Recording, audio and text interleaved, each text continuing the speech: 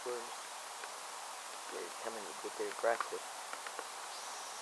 I don't know if you can see them or not. They blend in pretty good with the wood. I feed my birdies and my squirrels every morning. They're my little babies. Good morning. My name is Leslie Williams. I just woke up. And I'm a little video shy, so I tend to, I think even sometimes regress when I make my videos. And I'm looking for my comb so I can comb my hair. Anyways, I just woke up. I'm in San Diego, California. My name is Leslie Williams. And this is going to be what is known as going to be a short video. And it's going to be a little bit comical because sometimes I like making comical videos so I can watch them later and have a laugh. You know, I'm a target, victim, and activist concerning the expeditions of what is known as organized stalking, which is also called gang stalking. And fellow American citizens, fellow Californians, I'm a grown woman. I'm not going to say how old I am because these individuals are also involved in identity theft. And over time, I have discovered, I'm waking up, so just bear with me. Over time, I have discovered exactly, the squirrel disappeared. Anyways, over time, I have discovered who's actually hosting these crimes, perpetrating them, and managing them, and protecting them. And it's nothing but organized crime in the system at every level. And the very employment descriptions victims of crime should be able to run to are actually involved in the crimes that are happening to them. And that's one of the reasons why, it's like the second reason why I make my videos and why I engage in crime fighting like I do. And so, combing my hair right now so I at least look somewhat presentable for my video that I'm making before your eyeballs. Hold on a second. Anyways.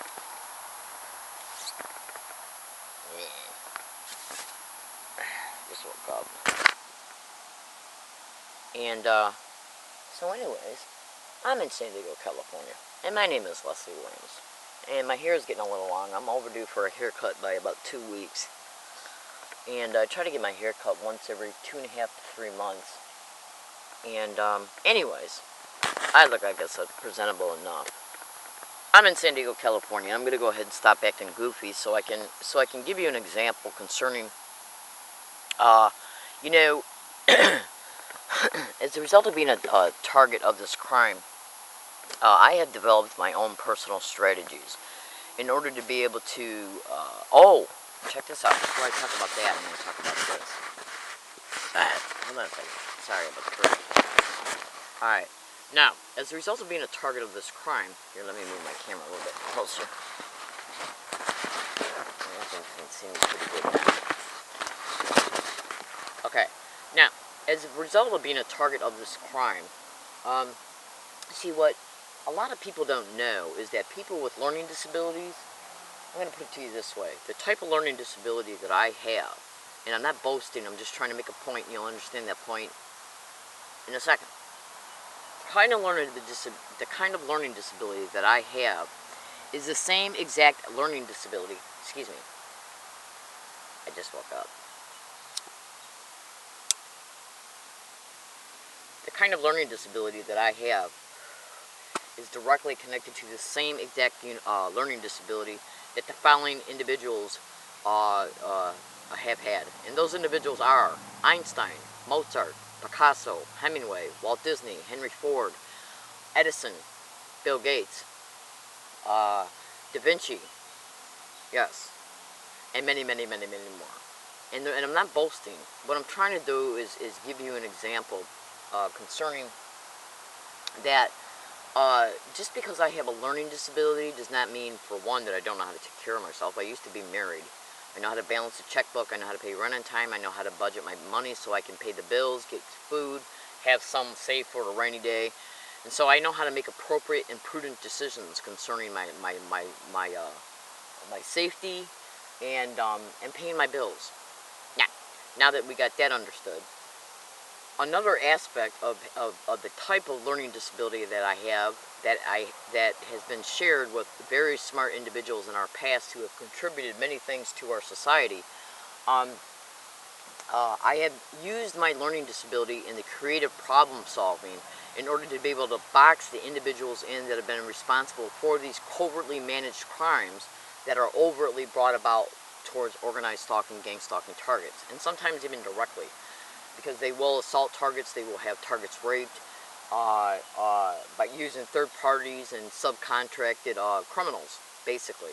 And don't get scared too much about that, because even though targets need to watch their back and be prudent about their decisions in reference to how they deal with these expeditions that are happening towards them, when we deconstruct how these people operate, we have more mental freedom, and as a result, we end up, when we see the whole picture of how they operate, a lot of the individuals that they're using, there are criminals in the syndicate.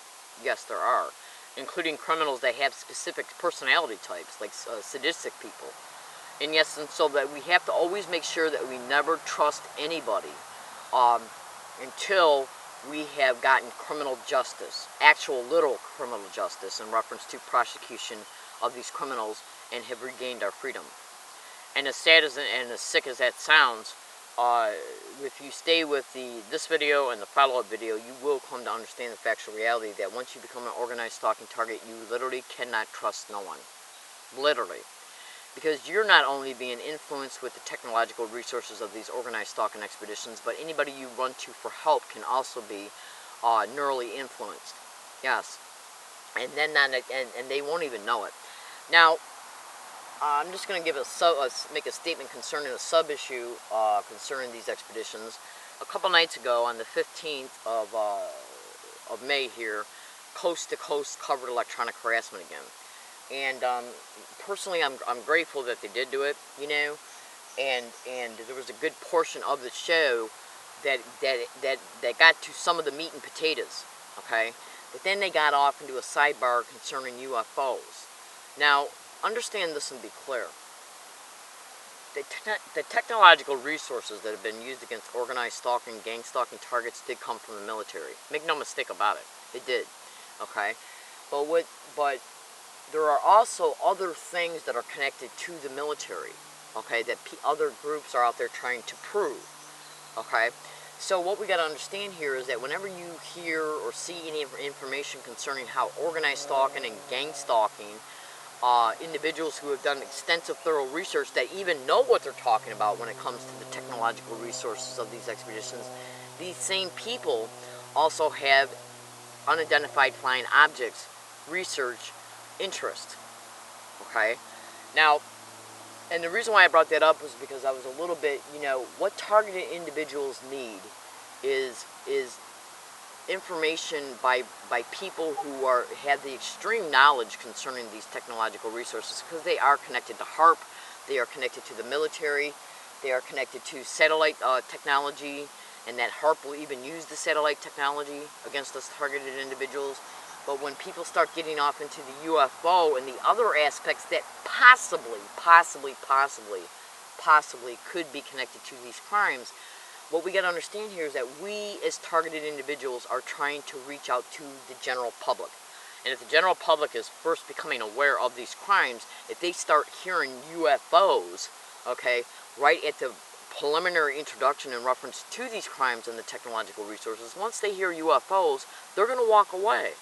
The prime objective for me, the prime directive for me, is to inform the public and to keep the public's attention on this so they can be introduced to it, okay, with knowledge that they're going to say, okay, that makes sense, this makes sense, that makes sense, as a result of what they're hearing.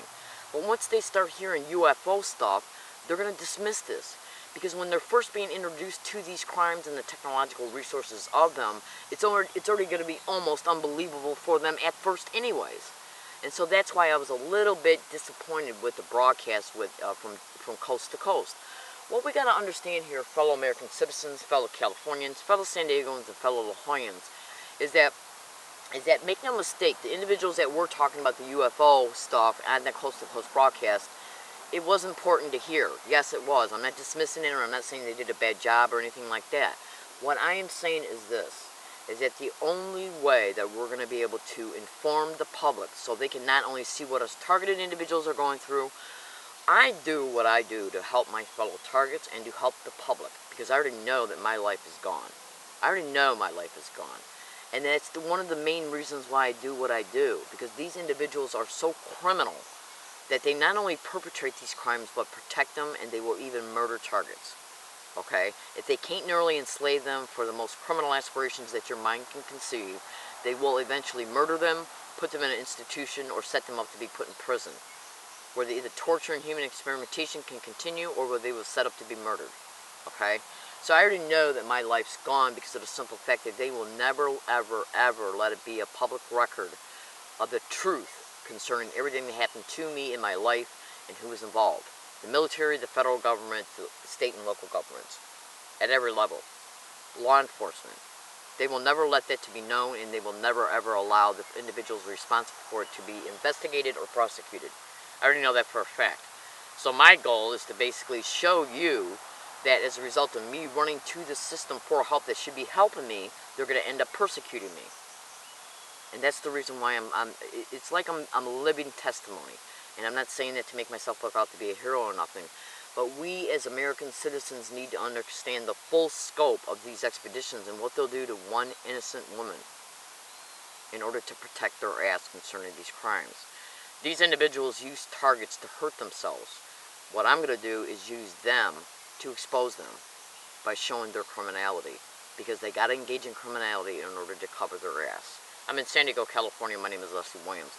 And the reason why I'm making this video in part is to show you that I developed certain topological social set strategies in order to be able to expose these individuals who operate on manage these expeditions through covert means, and then implement them through overt means while using anybody and everybody in the community to do it, including the businesses and how they are in a direct influenceable and resulting partnership with businesses, because gang stalking does also happen against targets in businesses, and targets can be picked in the workplace to be gang stalked. It's called work mobbing when it happens in the employment, when it happens at your work environment. So what I'm doing is I'm illustrating to you, which I've already illustrated a little bit in other videos concerning how excuse me for a second.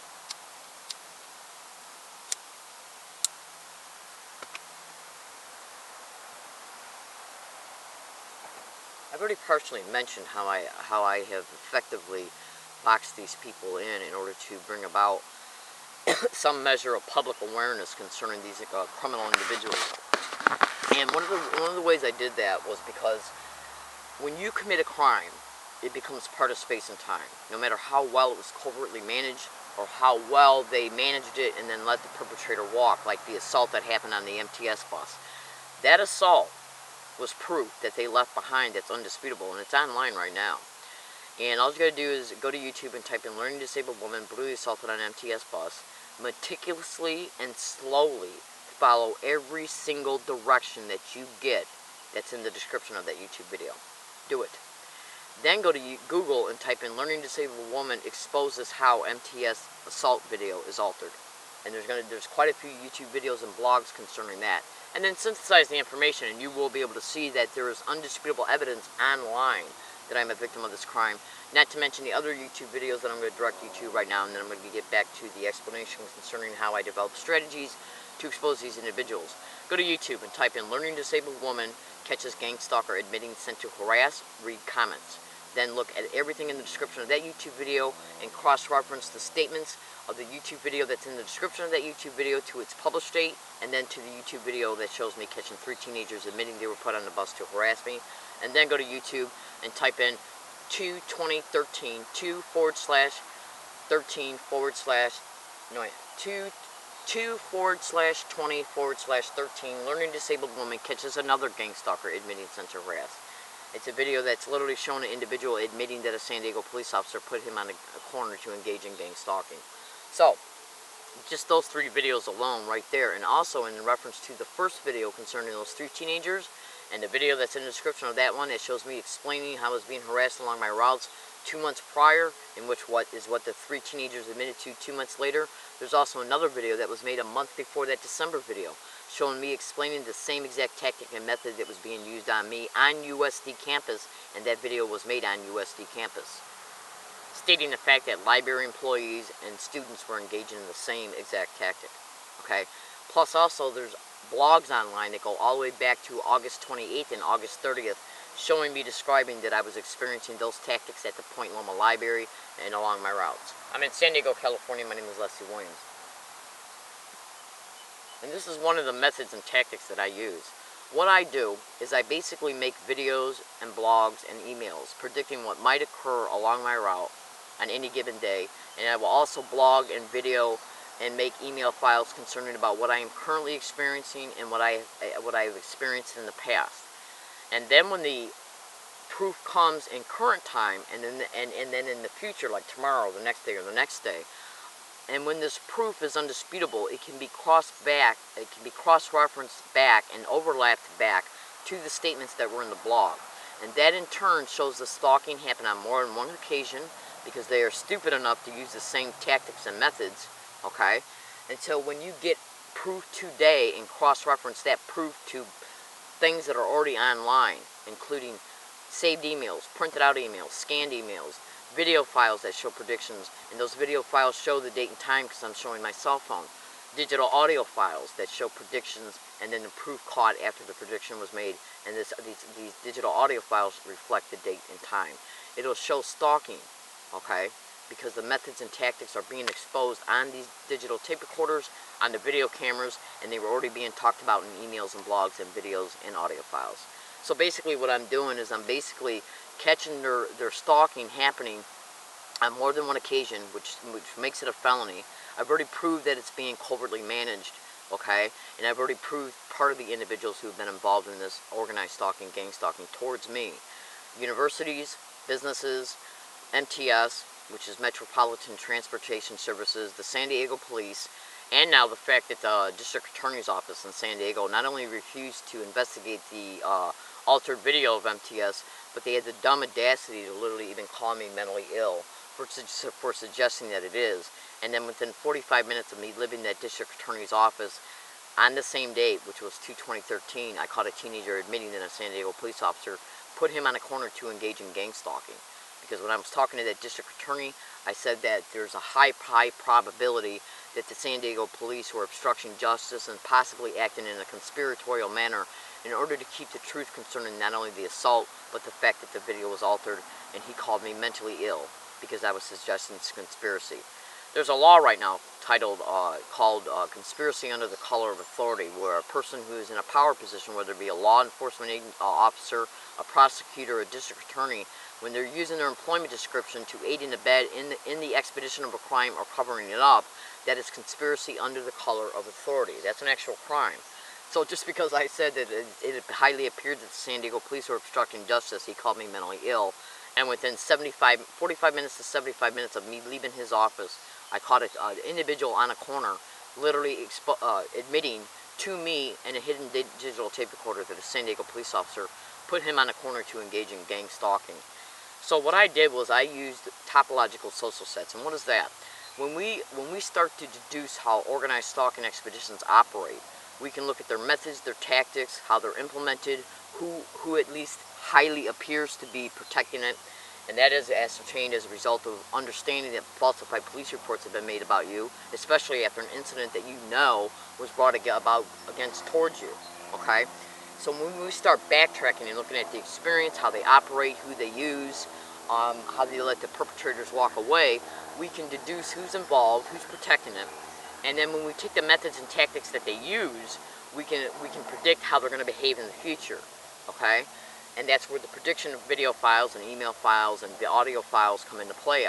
And then we start looking at their limitations. They can only do so much without it becoming transparent that they're involved in these crimes. And so what they got to do is kind of like hide more in a corner in reference to how they can bring something about directly. And that also helps with the predictions. And they also have fears because they don't like being exposed. Okay, when universities and public libraries and police officers and possibly prosecutors are involved in these crimes, they gotta remember that they gotta protect the images of these places, the images of their employment descriptions, and the criminality that they're involved in, so it's not outwardly apparent, transparent.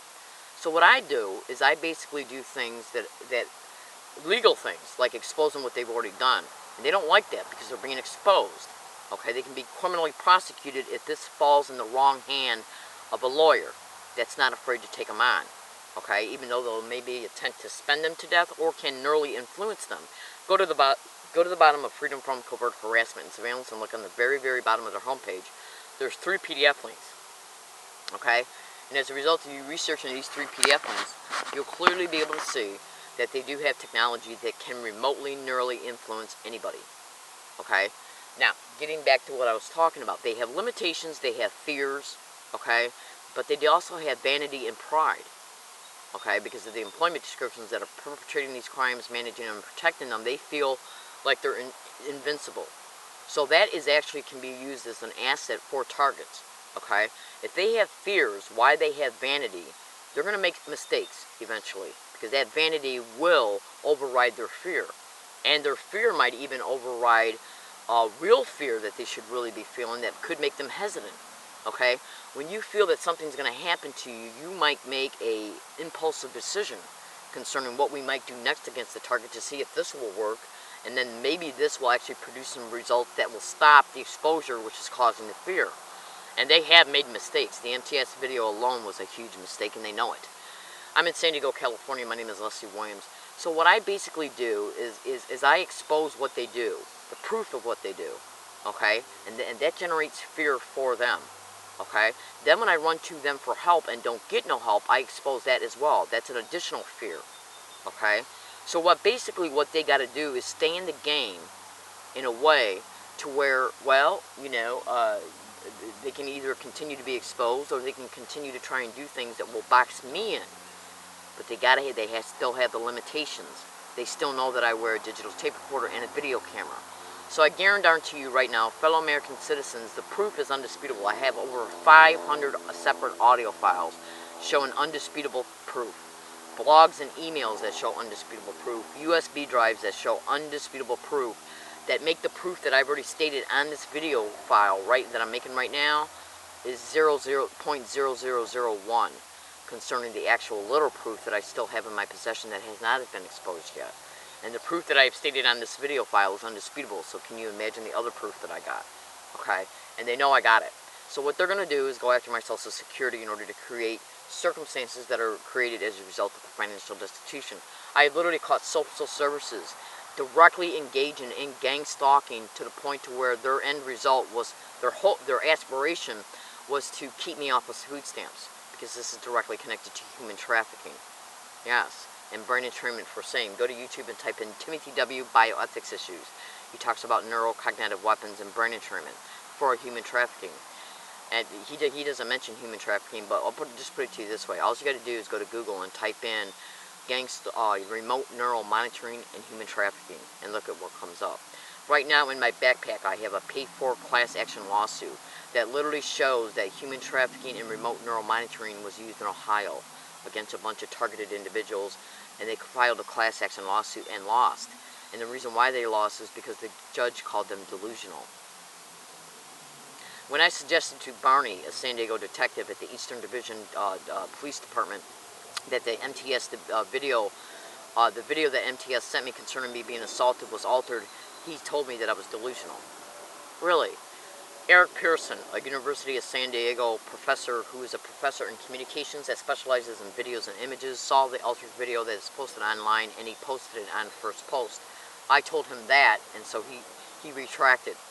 Yeah, he goes, well, I'll then investigate the video, and then I'll send it and forward it to the San Diego District Attorney's Office so they can either keep the case open or close it.